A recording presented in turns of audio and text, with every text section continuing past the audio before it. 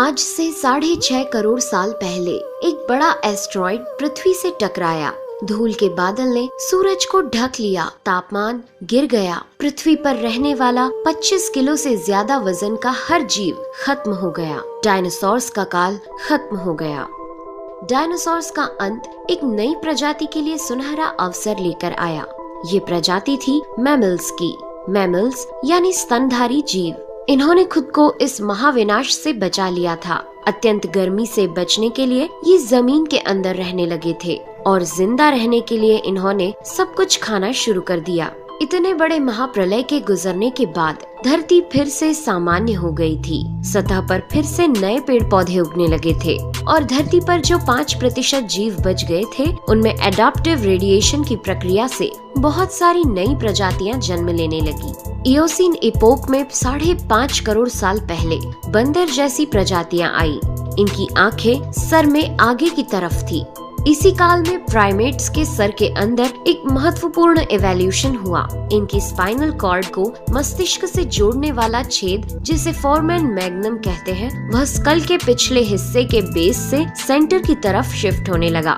यानी कि अब जो प्रजाति आई वह सीधे खड़े होकर चलने में सक्षम थी। आज से 4.7 करोड़ साल पहले धरती के वातावरण में लगातार बदलाव होने शुरू हुए।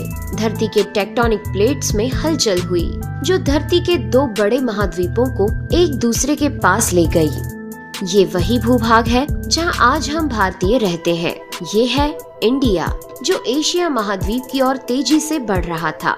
इन दोनों महाद्वीप के आपस में टकराने की वजह से हिमालय जैसी पर्वतमालाएं खड़ी होने लगी। यह वही पर्वतमाला है जिसे आज हम जानते हैं दुनिया की सबसे ऊंची चोटी माउंट एवरेस्ट के नाम से। ये पर्वतमालाएं इतनी ऊंची थी कि इससे मौसम का पैटर्न बदलने लगा, जिससे पृथ्वी ठंडी होने लगी। इस पर्वत श्रृंखला से गिरने वाला बर्फ आगे चलकर कई नदियों का निर्माण करने लगा। यह वही नदियां हैं जिससे आज हमारी आधी से ज्यादा आबादी को पीने का पानी मुहैया होता है। ओलिगोसीन इपोक में 3 करोड़ साल पहले ग्लोबल कूलिंग हुई। घास के मैदान बढ़ने लगे और जंगल घटने लगे। तब ऐसे जानवर विकसित हुए जो खुले मैदान में रहने के लिए उपयुक्त थे और इन्हीं में दूसरे जानवरों को खाने वाले जानवर भी विकसित होने लगे। 1 करोड़ साल पहले पृथ्वी वह रूप लेने लगी थी जिसे आज हम देख रहे हैं। धरती का वातावरण लगभग पूरी तरह से आज के समान बन चुका था और धरती के सारे महाद्वीप लगभग पूरी तरह से जाने पहचाने थे। लेकिन परिस्थितियां फिर बदलने लगी। 40 लाख साल पहले धरती की टेक्टोनिक प्लेट में एक बार फिर से हलचल हुई और अफ्रीका के पूर्वी इलाकों में एक नई पर्वत श्रृंखला का निर्माण हुआ। ये पर्वत श्रृंखला थी ईस्ट अफ्रीकन रिफ्ट वैली। इस पर्वत श्रृंखला के उभर जाने से यहाँ के हरे भरे जंगलों में आने वाली मौसमी हवा का मानसून पूरी तरह रुक गया और इस वजह से यहाँ के जंगलों में बारिश आनी बंद हो गई। यहीं इसी जंगल में रहते थे द ग्रेट एप्स। ये हैं हमारी काफी दूर के रिश्तेदार। हमारे ये पूर्वज कहलाते हैं पेरोलापिथिकस या पेरोला। हमारे परिवार की शुरुआत इसी ग्रेट एप्स से हुई। पेरोला पेड़ों पर रहते थे और फल खाते थे। वजनी होने के कारण ये एक डाल से दूसरी पर नहीं जा सकते थे, इसलिए ये हमेशा झूलते रहते थे। कभी कभी ये अपने 2 पैरों पर भी खड़े हो जाते थे। ये चल सकते थे। आम धारणा के उलट सीधे चलने की क्षमता जमीन पर नहीं बल्कि टहनियों पर विकसित हुई। बाइपेडलिज्म यानी 2 पैरों पर चलना इंसानों की नहीं बल्कि एप्स की खोज थी। आगे चलकर ये ग्रेट एप्स जलवायु और जगह के अनुसार बदल गए। कुछ चिंपैंजी और गोरिल्ला में विकसित हुए, कुछ इंसानों में विकसित होने शुरू हुए। वो पूरे अफ्रीका में फैले हुए थे। बारिश के बंद हो जाने से यहाँ के जंगल सूख गए, जिसका सबसे ज्यादा असर इन एप्स पर पड़ा। जंगल सूख जाने से इन एप्स के लिए खाने की समस्या उत्पन्न हो गई और इसीलिए अब ये पेड़ों से उतरकर खाने की तलाश में जमीन पर अपने कदम रखने लगे। ये हैं एडिपिथिकस रेमिडस। ये हैं हमारे पूर्वज जिन्होंने जमीन पर मानव इतिहास का पहला कदम रखा और आज इन्हीं के कारण हमने चांद पर अपना पहला कदम रखा। इनका दिमाग एक संतरे जितना बड़ा था और इनकी लंबाई 4 फीट तक थी। ये हमारे वंश के सबसे पहले सीधे चलने वाले जीव थे। कई हजार सालों के विकास क्रम के बाद ये 2 पैरों पर चलने लगे। इससे ऊर्जा कम खर्च होती थी और ये चलते चलते भी खा सकते थे। 2 पैरों पर चलने से अब ये सीधे खड़े होकर दूर दूर तक नजर रख सकते थे। समय के साथ साथ विकास की प्रक्रिया चलती रही और हमारे पूर्वज धीरे धीरे विकसित होने लगे। 23 लाख साल पहले हमारे पूर्वजों का दिमाग काफी बड़ा हो गया था। ये थे होमो हेबिलियस। इन्होंने पहली बार पत्थर को हथियार की तरह इस्तेमाल करना शुरू किया। जैसे ही इस मामूली से पत्थर पर धारदार किनारा बना, हमारे पूर्वजों के पास एक हथौड़ा आ गया। हमें काटने का हथियार मिल गया, जिससे वह हजारों ऐसे काम कर सकता था जो वह पहले नहीं कर पाता था। पत्थर के इस्तेमाल ने अंगूठे और उंगलियों को मजबूती दी, जिससे हम और अधिक कुशल तरीके से इनका इस्तेमाल करने में सक्षम हो गए।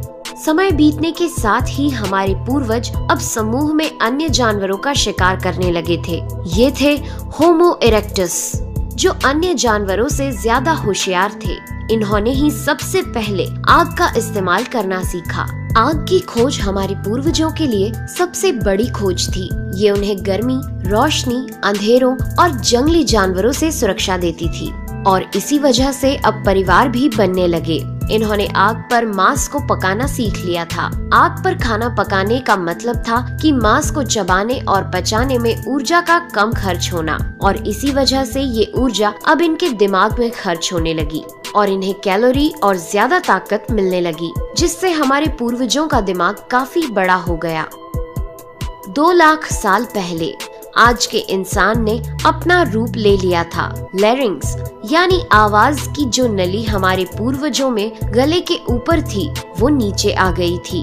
अब हम ज्यादा जटिल आवाजें निकाल सकते थे। हमने बोलना शुरू कर दिया था। पहली बार कोई जानकारी एक से दूसरे इंसान तक या एक से दूसरी पीढ़ी तक पहुंचने लगी थी। यही वो आखिरी विकास क्रम था जिसके बाद विकसित होकर हम बने।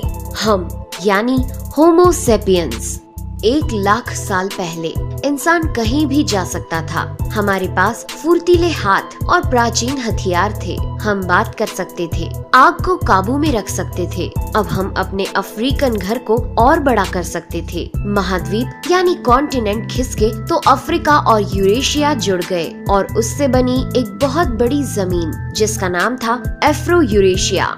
इंसानों के दूर दूर जाने से बहुत बड़ा बदलाव आया। अब हम एक महाद्वीप से दूसरे महाद्वीप में रहने लगे।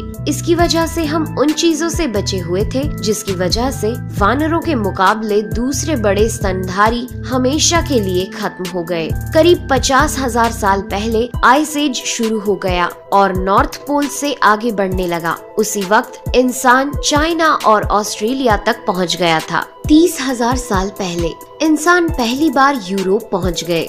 जब बर्फ अपने चरम पर थी, तब इंसान अपनी खोज में नॉर्थ ईस्ट साइबेरिया के बर्फीली टंडा तक पहुंच गया। आइस एज के इतने कठिन दौर में भी इंसान हर उस हुनर का विकास कर रहा था जिससे कि वो सच्चे मायनों में इंसान बन सके। हमने खुद को उस माहौल में ढाल लिया। हम ज्यादा समझदार हो गए। उसके बाद हमने पूरी दुनिया में अपनी बस्तियां बसा ली। समुद्र किनारे से पहाड़ की चोटियों तक, हरे भरे मैदानों से लेकर पथरीले इलाकों तक हर जगह इंसान थे। हमारा हुलिया, त्वचा, बाल और आँखों का आकार जलवायु और जगह के अनुसार बदल गया। हमने अपनी आवश्यकता के हिसाब से खेती शुरू की और जानवरों को पालना शुरू कर दिया। हमने कस्बों और शहरों का निर्माण शुरू किया। उसके बाद हमारी सभ्यता और संस्कृति का जन्म हुआ। हमने विज्ञान और गणित का इस्तेमाल शुरू किया, जिससे हमें भविष्य में जाने के लिए ऊर्जा और तकनीक मिली। ये है हमारा समय। अब हम पूरी तरह विकसित हैं। हमारे जैसा इस धरती पर अब कोई जीव नहीं। आज हम जानते हैं कि हम कौन हैं, कहां से आए हैं, लेकिन ये तो बस शुरुआत है। अभी हमारा सफर खत्म नहीं हुआ है। हमें अभी और आगे जाना है, आने वाली चुनौतियों का सामना करना है और खुद को और विकसित और आधुनिक बनाना